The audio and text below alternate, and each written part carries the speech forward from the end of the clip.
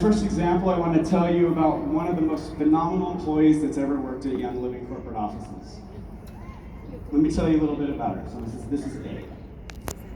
She started as a paralegal on the legal team in 2013. Over the next few years, she had a meteoric rise to the top of Young Living's management. She was promoted to the position of vice president. It's big time.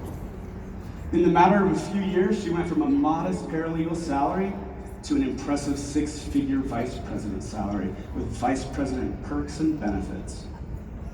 She's privileged to interact daily with the top movers and shakers in Young Living's dynamic distributor field. They all even know her by name. And she's regularly asked to speak at industry events around the country and world. Story A. Story B. Let me tell you about one of my favorite people on earth. She grew up in Idaho from a family of humble means. From an early age, she exhibited a strong desire to take care of people around her and had an unmatched work ethic. As long as anyone can remember, she's held a full-time job, while also going to school, taking care of her large family.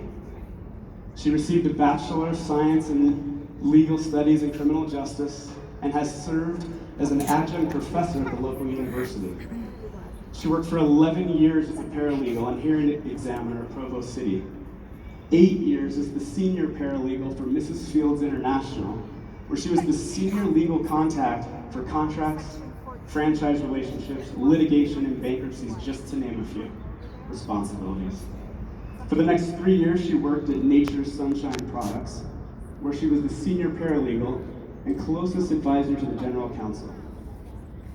I know she was his closest advisor because when I called the general counsel for his reference, he told me point blank that she is the best legal professional in the state of Utah, and I should do everything in my power to hire her if I was smart.